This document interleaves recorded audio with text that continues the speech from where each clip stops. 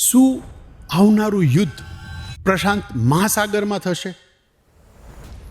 છેલ્લા ઘણા સમયથી જે પ્રકારે પ્રશાંત મહાસાગર એટલે કે પેસિફિક ઓશિયનમાં યુદ્ધની તૈયારીઓ થઈ રહી છે, ડિફેન્સ એક્સરસાઇઝના નામે, નેવલ એક્સરસાઇઝના નામે, એરફોર્સ ડ્રીલના નામે, એ ક્યાંય ને ક્યાંય ઇશારો કરી રહ્યું છે કે પરિસ્થિતિ સારી નથી, તંગ પરિસ્થિતિ છે, તણાવભરી પરિસ્થિતિ છે.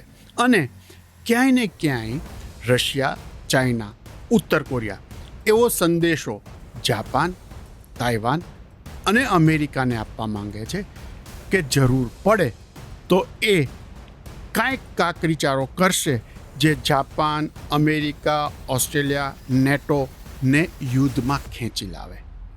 અને એટલા માટે લાગી રહ્યું છે કે સામાન્ય રીતે ચાઇના અને રશિયા અગર નેવલ કે એરફોર્સની જોઈન્ટ ડ્રીલ કરે તો એ થોડા દિવસની હોય, પરંતુ જૂન જુલાઈ મહિનાથી જે જોઈન્ટ ડ્રીલ એરફોર્સ અને નેવલની શરૂ થઈ છે પ્રશાંત મહાસાગરમાં, એ સતત ચાલી રહી છે.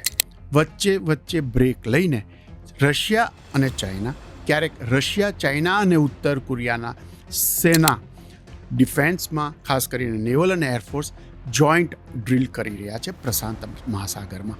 અને એના કારણે તાઇવાન અને જાપાન સતત એમના અંગૂઠા પર રહે છે, કારણ કે એમને તણાવભરી સ્થિતિ દેખાય છે. એમને લાગે છે કે આ ત્રણ રાષ્ટ્રો ક્યારેક કશો કાકરીચારો કરશે અને જાપાને યુદ્ધમાં ખેંચાવવું પડશે. જાપાન યુદ્ધમાં ખેંચાય એટલે અમેરિકાએ આવવું પડે, કારણ કે જાપાન એકલા હાથે ચાઇના, ઉત્તર કોરિયા સામે લડી શકે નહીં.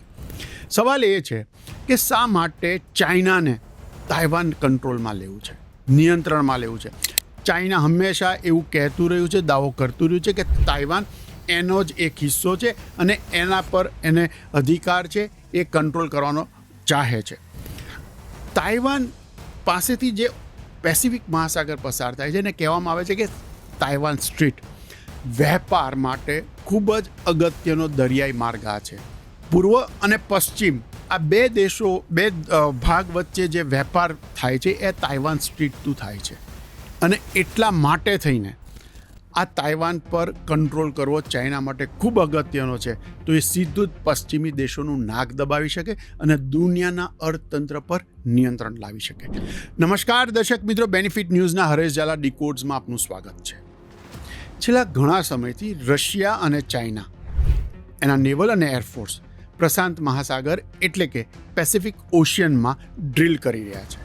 પણ એની ચરમસીમા રવિવારે આવી, જ્યારે ચાઇનાના J-15 જેટ ફાઇટર્સે જાપાનના F-5 ફાઇટર્સને કંટ્રોલ એટલે કે રડાર ટાર્ગેટ બનાવ્યા. એને એ લોકો લોક ઓન કહે છે. ડિફેન્સની ભાષામાં લોક ઓન એટલે તમે સ્પેસિફિક ટાર્ગેટ નિશ્ચિત કર્યું કે તમે આના ઉપર બોમ્બ ઝીકી શકો છો. અને આવી બે ઘટના ઘટી જેનો જાપાને વિરોધ કર્યો. આ ઘટનાએ દુનિયા આખીમાં પડઘા પાડ્યા છે કે શું ખરેખર ચાઇના યુદ્ધની તૈયારી કરી રહ્યું છે? શું ખરેખર રશિયા પછી ચાઇના તાઇવાન પર હુમલો કરશે, તાઇવાનને સંપૂર્ણ નિયંત્રણમાં લેવાની કોશિશ કરશે? કારણ કે છેલ્લા 3 વર્ષથી રશિયા એકલા હાથે યુક્રેન પર હુમલા કર્યા પછી અમેરિકા અને યુરોપિયન કન્ટ્રીઝ નેટો સંસ્થાને હંફાવી રહ્યું છે. અને એ જોઈને ઘણા સમયથી ચાઇનાની હાથમાં ખંજવાળ આવી રહી છે કે જો રશિયા એકલા હાથે હંફાવી શકે તો એ તાઇવાન પર હુમલો કરશે તો જાપાન એકલા હાથે લડી નહીં શકે. અમેરિકાએ આવવું પડશે, નેટો પ્રદેશના સૈન્યએ આવવું પડશે, ઓસ્ટ્રેલિયન સેનાએ જોડાવવું પડશે અને એ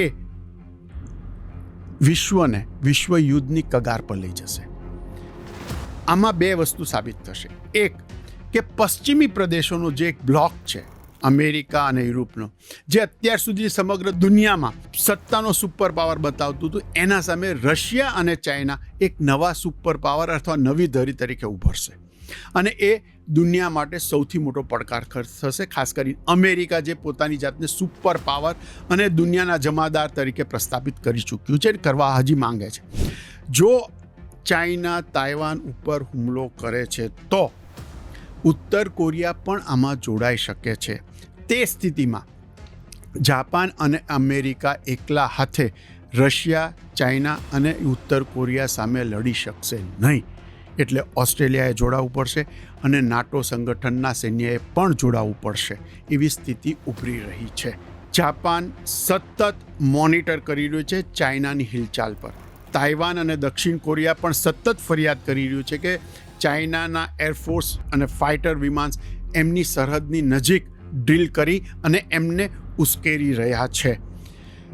ચાઇના અને રશિયા છેલ્લા ઘણા સમયથી એક ધરી પર, પછી એ રશિયા જ્યારે યુક્રેન પર હુમલો કરે 3 વર્ષથી યુદ્ધ ચાલે છે, તો શસ્ત્રો અને મેનપાવર બંને સપ્લાય, એટલે કે સેનાના સૈનિકો પણ સપ્લાય કરે છે.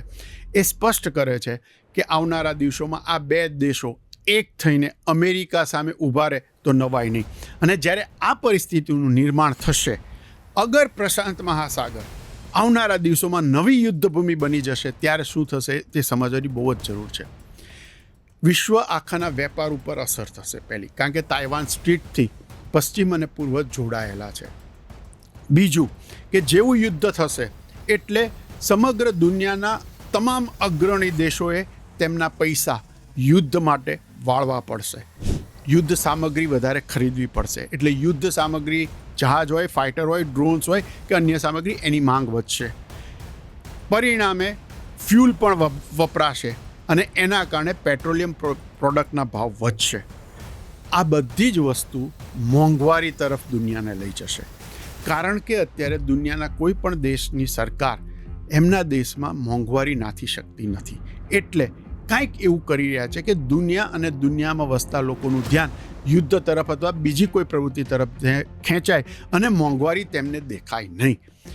પરિસ્થિતિ એવી દેખાઈ રહી છે કે આવનારા દિવસોમાં અમેરિકા સુપર પાવર નથી, અમેરિકા દુનિયાનું જમાદાર નથી, પરંતુ ચીન અને રશિયા સુપર પાવર છે એવું સાબિત કરવા માટે તાઇવાન પર હુમલો થઈ શકે છે, અથવા તો પ્રશાંત મહાસાગરમાં એવો કોઈ કાંકરીચાળો થાય કે જાપાને યુદ્ધમાં ખેંચાવવું પડે અને પરિણામે અમેરિકા અને નેટો સંગઠન અને ઓસ્ટ્રેલિયા પણ જોડાવવું પડે. એ સ્થિતિ નિર્માણ થઈ રહ્યું હોય એવું સ્પષ્ટપણે આ 6 મહિનાની ડ્રીલથી દેખાઈ રહ્યું છે.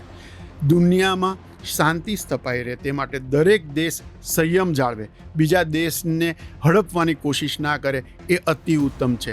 જો એ ન થાય તો દુનિયાએ યુદ્ધ માટે તૈયાર રહેવું પડશે. આવા જ મત સમજવા, વિશ્લેષણ સમજવા માટે મુલાકાત લો www.benefitnews24.com વેબસાઇટની. જો તમને સાંભળવા અને જોવામાં રસ હોય તો benefitnews24.comની યુટ્યુબ ચેનલ અને ઇન્સ્ટાગ્રામ હેન્ડલ સબસ્ક્રાઇબ કરો.